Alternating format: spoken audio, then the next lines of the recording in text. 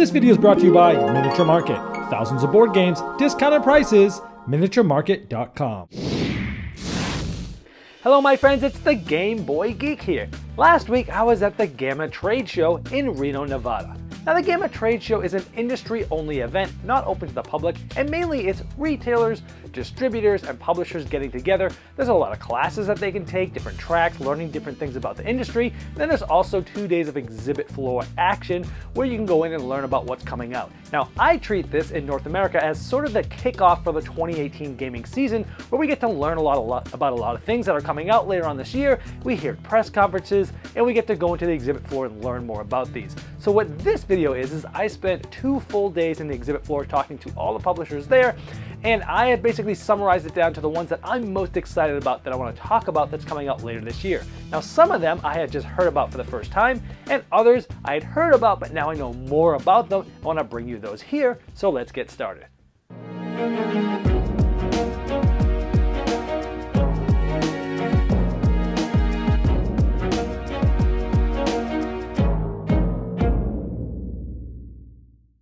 Now I'm just going to go through the publishers in alphabetical order, so we're going to start with Bezier Games. The first thing I'm excited about from them is the expansion to Whistle Stop. Now Whistle Stop is a pick up and deliver game that made my top 10 games of 2017. It's one of the best pick up and deliver games I've ever played, and this is going to add a 3D mountain range. So now it changes the entire middle of the board. It adds up to 3 levels on the board, so you can actually see a 3-dimensional board down there, and it does different things. So going through the mountains, it costs extra goods because it's harder to get through the mountains, but they give you extra rewards. They also add new upgrades. Now upgrades in the game are ways that you could basically purchase those for things that you had gotten, and they give you special abilities throughout the game, and they can kind of move around from player to player. So now there's a lot more of those added, and some of the rewards for going through the mountains is getting some of those upgrades, but you can also get more gold too, and gold has more value now. So it sort of it incentivizes you to take the harder routes through the mountain for more points, more upgrades, and it makes the board look a lot different. The next one is Ultimate Werewolf Legacy. Now, Ted Alspach has designed all sorts of werewolf games in the past, and Rob Daviau has done the best legacy games out there, and they have both co-designed this. So this is a legacy version of Ultimate Werewolf. It comes with a awesome big diary book that's going to be like a real book. It'll be sort of like leather bound, and that's a book that a moderator will use to walk you through each night.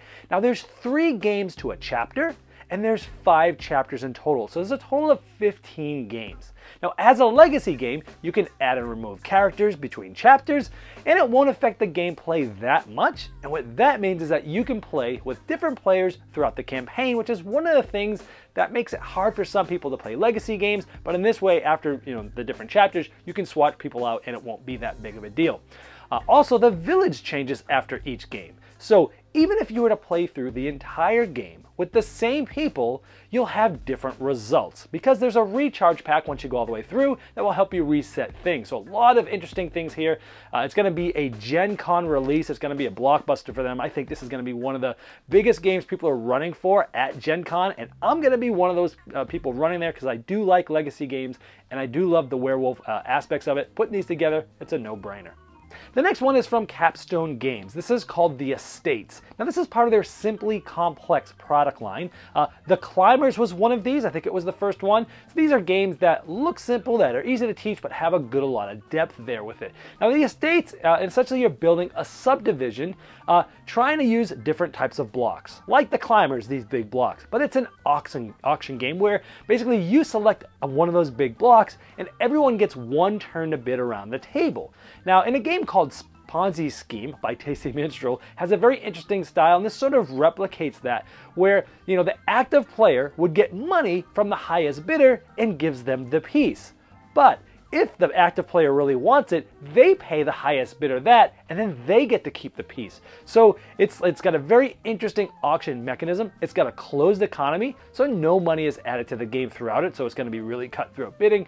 Now you're basically building 3 rows of houses and estates, and any incompleted row is negative points. So you could put a building that would score a lot of points negatively for someone else if you know that that building's not going to get finished. Seems like it has a lot of cutthroatness, a lot of meanness, easy to play, but a lot of depth there. This is actually coming to Kickstarter in April from Capstone Games. The next is from Cryptozoic, and it is Spyfall, but not just any Spyfall, it is licensed from the DC Comics. Now, this has all different iconic locations from the DC comic era, and you're not going to be the spy in this. You're going to be the Joker trying to figure out where you are. Now, this doesn't just reskin Spyfall, because if it was, I wouldn't be having it on this list. In fact, they've added new modules to the game, different ways to play the game, and that's why it's on this list. They've added a Harley Quinn helper module where one of the locations might have a Harley Quinn logo on it, and they're trying to secretly help the Joker find out where they are. And if Harley Quinn and the Joker, win, they both get points. However, the Harley Quinn can't be too obvious, because if she's accused of being the Joker, she loses and the Joker gets points. So a very different way to play the game. Now, the Joker could throw her under the bus by claiming, that the Harley Quinn player is the Joker and trying to get her accused. So a lot of different dynamics here for that. There's also 2 multiverse decks that have 8 different locations instead of everyone just getting the same location.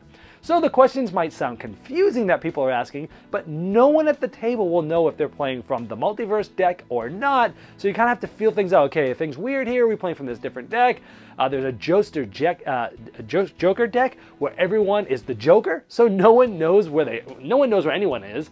And the questions will be based on nothing more than whatever the players collectively believe. So like no one knows they are, and it kind of throws everything on its thing there. There's also superpower cards that can give a player ability for a round, such as being able to dodge a question or requiring a player to modify their behavior. For example, super speed forces a player to answer a question in 3 words or less. Now, this is coming out in August. This is going to be a Gen Con release, and that is DC Spyfall from Cryptozoic.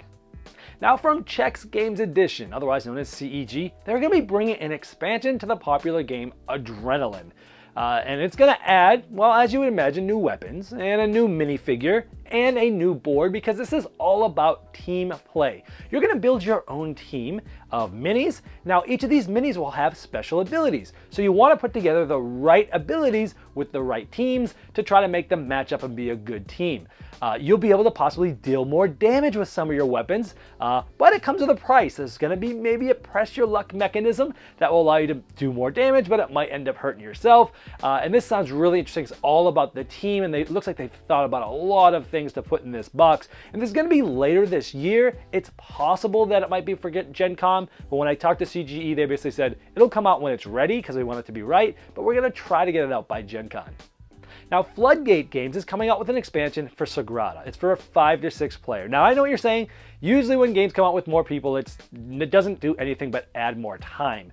But this is a little different because, well, first of all, let's talk about what, in addition, what it adds. It adds new private objectives. So instead of just everyone having a different color, they'll have things like, hey, you have to get a dice in a certain shape, and the values of those dice are going to be there. And I like that because you can always kind of tell who was going for what just by looking at their board. This will give it, a little bit different flair there. Now, the big difference here is with 5 or 6 players, is it going to take longer? Well, there's now a private dice pool. See, there's 10 dice in your private pool, and you're going to take 1 from your private pool and 1 from public. So as other people are drafting, you're going to be able to be looking at your private pool and I know I can take one of these. And as people take things from the public pool, you can kind of be changing your mind as you're going along. So it keeps the game moving even with 5 to 6 players. Now, this is going to be coming in June, which is right down the block here. It's going to be coming up fast, and I cannot wait because I love Sagrada. I'd love to be able to play it with more people, and the private dice pool sounds cool. You can also use that private dice pool when you're playing with just the normal 2 to 4 player count. Now, Lucky Duck Games is bringing Chronicles of Crime. It's actually on Kickstarter as I record this. By the time this comes out, it might be in the last hours. It's a cooperative game of crime investigation, and it mixes a VR or virtual reality experience and board gaming together. There's reusable components that you'll be able to use in multiple scenarios. So there's about, I think, 9 scenarios with all the stretch goals that it's hit right now. There's cards of characters that you'll use to investigate, as well as clues and objects, and there'll also be locations that you'll visit in order to investigate. Now, you'll be using QR codes and scanning them with your phone, and some of those locations allow you to use VR glasses. Now, you don't need the glasses, but you can use your phone or device to look around for clues in a total VR world looking around. And there's also optional glasses you can get to make it look even cooler. Now, each scenario is about 60 to 90 minutes, and if you get lost, the app sort of prompts you to stay on the right track so you don't get lost. Now, again, it's on Kickstarter right now, but it might be just ending when this comes out. And the Kickstarter says it's going to be coming out in December 2018. I got a chance to play a whole scenario of this. And if you want to learn more, stay tuned to my channel, subscribe, because very soon I'm going to be talking about this in much more detail.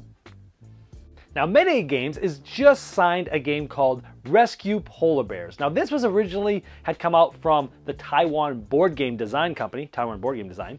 And Rescue Polar Bears, basically you're trying to rescue them from the ice cap. Maybe they'll have polar bear meeples or po-beeples or polar eeples, whatever you want to call them. I'm sure someone will come up with a name for these things. But essentially you're using ships with different abilities. You're able to upgrade the ships to carry more polar bears. You're using helicopters to move around. And it's basically everyone trying to move around, use abilities, trying to save the polar bears. Things are going to be melting, and the polar bears are going to be hopefully not falling in. You're trying to rescue them before that. It's a game that's been out with not a huge amount of ways to actually buy the game, but this is going to be brought to a much larger distribution. This is going to be coming out around September. They're going to try to get it for Gen Con, but they're not sure if they'll quite make that time frame, and that's Rescue Polar Bears. Now, Mercury Games, over the next couple months, is going to be bringing the game Container back. This is a new edition. It's a 10-year-old game that they've really deluxified and streamlined. It's an economic game where factories sell to warehouses, and those warehouses sell and put containers on boats, and those goods are taken to an island nation where basically they're blind auctioned for. Now, you're competing in factories, warehouses, and shipping with all the other players. And so you're buying and selling from different players. I'm going to buy something from your factory, I'm going to put it in this warehouse, I'm going to sell it over here. So different things are going on economically. Now, players have secret objectives where certain goods are worth different things to different people, and you'll try to learn what those are as people are bidding and why they're bidding so much or so little. And so you can accept money during the bidding, and if you do, you'll get a government subsidy from the island nation, or you can buy the goods yourself if people aren't buying enough for them.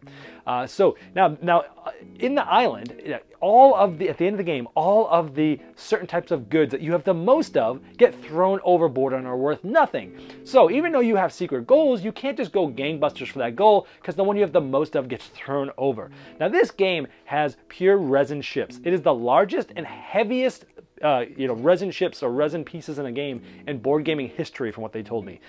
Unloaded boats are 1/4 pound, and fully loaded are super heavy. I was holding these things at GAMA, and they are ginormously heavy. It's unbelievable. Now, the original had an economy that was very volatile, but now there's an investment bank that helps with that, and it can be played with or without this. It takes about 90 minutes, and they shortened the game by about 15 minutes to a half hour, because it didn't used to change the winner after that. So they've streamlined it, they've made it better.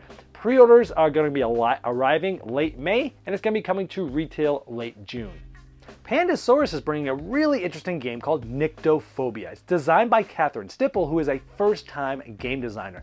And she's a younger girl, and her uncle is non-sighted and plays a lot of games with him.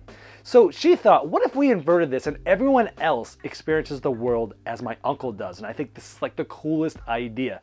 Now, Nyctophobia is basically fear of the dark.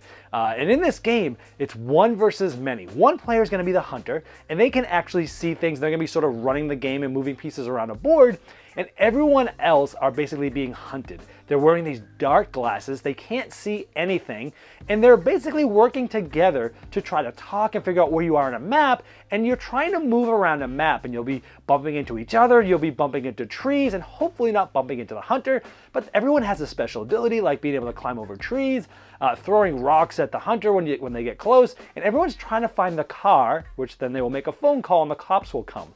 And so you're trying to talk to each other, figure out where you are. Oh, I'm on the very edge of the board over here on the north. Okay, I'm on the edge of the board in the northeast. We're going down here, and you're trying to figure out where everybody is, and by piecing around different pieces of information that everybody has, just by feeling around on their turn, you're trying to basically reconstruct a map in your head and trying to work together to get to the car. This is one that I played a full game at GAMA. Very interesting game. You're going to be hearing more details about this very soon, so stay subscribed or subscribe to my channel. You'll be hearing a full review of this coming out soon. Now they're also coming out with Duelasaur Island. Now this is a two-player sort of iteration or a standalone game based upon the popular Dinosaur Island game, which is on Kickstarter right now. It's designed by Ian Moss, who's a friend of Jonathan Gilmour, who helped obviously design the original Dinosaur Island, and it's a two-player standalone game. Cards basically are multiple resources. It's got dice drafting. One player will be applying modifiers to the dice, and the other player gets to basically pick which dice they want first.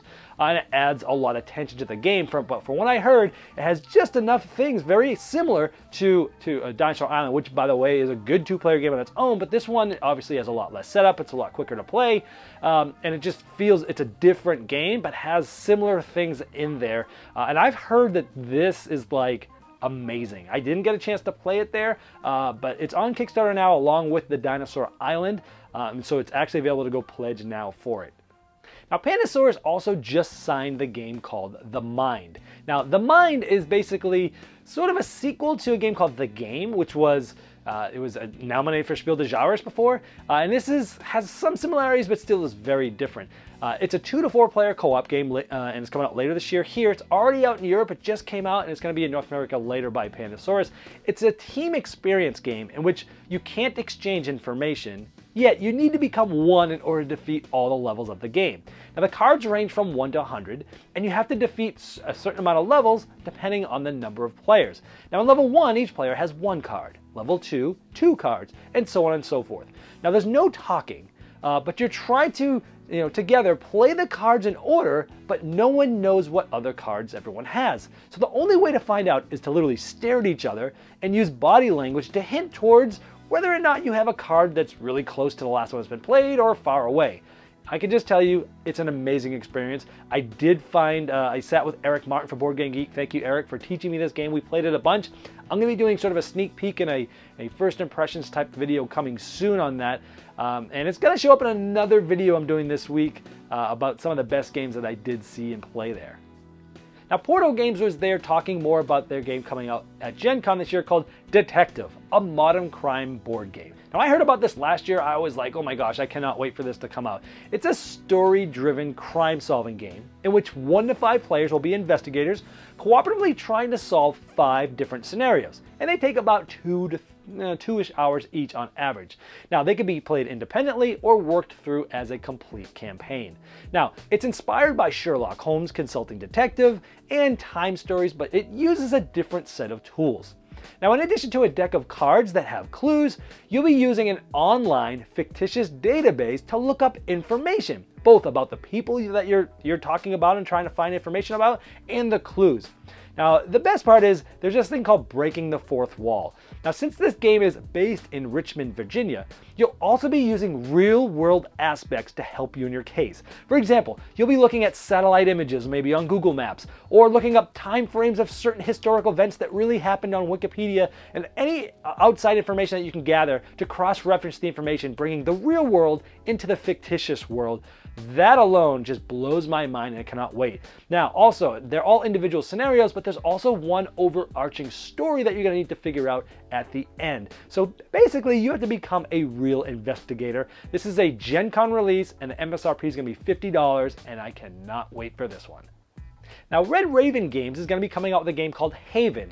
And in typical Red Raven form, it looks amazing. Gorgeous art by Ryan Lockett. Now, it's designed by Alf Siegert. It's a 2-player game that's sort of a tug-of-war style game. One player will play basically the mystical forest and the creatures in that forest, and the other player plays the evil city trying to take over that forest. Now, there's card play with some push your luck elements and a little bit of bluffing.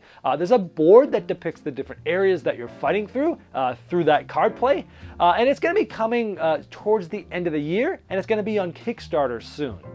Now, Smirk and Dagger Games, first of all, I'm not going to cover this here because I've already done it on another video, is soon coming out with Not So Fast. This is a speed game that is one of the most fun speed games I've ever played. I did a playthrough of it so you can see what the game feels like. I'll try to put the link in the description. That's coming out soon. But also Tower of Madness. It is a 15-inch tall dimensional clock tower with 30 plastic tentacles coming out of every side of it, and it's filled with marbles. Essentially, it's a dice game where you're trying to investigate horrific horrific locations without losing your marbles, because it's Cthulhu themed. Now, when you fail, the marbles will fall and they'll impact you immediately. Now, not all marbles are bad. Some of them are points. White marbles give you spell cards to play and alter things. But if 4 Madness marbles drop, you go insane. And then all you care about is Cthulhu Rising. So you just start pulling out tentacles on your turn. And if 3 green marbles drop before the last investigations, then the insane player can win if they were the one to cause it. Otherwise, other players can win. This is coming out June, about an Origins release. Stronghold Games is coming out with a bunch of stuff, but I'll just highlight one from them called Steamrollers. It's a 1 to 5 player, 30 to 45 minute game, a roll and write game. Now it's heavier than most sort of short roll and writes that are out there, and it uses dice with tracks on them. And as those get rolled, there'll also be some numbered dice as well, and you're going to create your tracks, which you'll then deliver cubes from one city on the board to another. Now you're going to be basically drawing on your own board, on your own little sort of sheet there in front of you, sort of roll and write style, but there'll also be a board that everyone is sort of using to move cubes around. Now there's also dice used for gaining special ability tiles and for powering up your engine, which can allow you to deliver further, which means for more points. Now this was originally available back in 2015 in Essen, but now with a wider release later this year with Stronghold Games for $49.95. Thames and Kosmos told us about the new exit games that are going to be coming out this year. There's going to be 4 new ones. Now, there's going to be both easier and harder ones that have been previously released. Now, 2 of them, called the Sunken Treasure and the Mysterious Museum, will be about the same difficulty or a tad easier than the Abandoned Cabin, which was my favorite one. There's one called Dead Man on the Orient Express, and that's going to be the hardest one yet from what I've heard. Sinister Mansion will be about the same difficulty as the Polar Station and the Forgotten Island. And Sunken Treasure and Dead Man on the Orient Express will be available in June. And the Mysterious Museum and Sinister Mansion will be in August about Gen Con. They're also coming out with a game called Mercado. Now this is designed by Rudiger Dorn, very unbelievable designer known mostly for Istanbul, Las Vegas, Karuba. Now this is about basically you are a Spanish elite trying to buy things to impress your friends. Now this has a sort of you're blind drawing 3 coins out of your own bag. Everybody has their own bag. And you're assigning them to all sorts of different items and objects to impress the Spanish friends. Now, once you get enough coins on an item, you can get it for points. And there's a lot of strong interaction with other players, going for certain things, trying to fight over things, essentially area control with the coins. And there's a slew of different items you can go for. One of the most interesting mechanisms about this game is it has a modular scoreboard where you can start and end wherever you want. It goes around, and certain places add or subtract points, or they give you different benefits or disadvantages. So it changes the timing of which item you want and when. You might want to get this item, you might be close and it's worth 3 points, but if you go there you'll lose a point, or some disadvantage will happen. Or maybe you'll just wait a little bit for someone else to get that, and then you'll score that one later. Some interesting timing elements to this. Well, that concludes basically the highlights of what I saw and heard about at GAMA. I hope this put some new things on the radar for you. Stay tuned, subscribe to the channel, because a lot of the games I talked about, I'm going to be talking more about in the coming week or 2, as many of these I've actually gotten to play. And so this has been the Game Boy Geek, helping you find and enjoy the next board game you'll love. This video was sponsored by Miniature Market's Review Corner. The Review Corner features podcasts, video, and written game reviews by gamers for gamers. Miniature Market, the online gaming superstore. Thousands of board games, discounted prices. Check them out at miniaturemarket.com.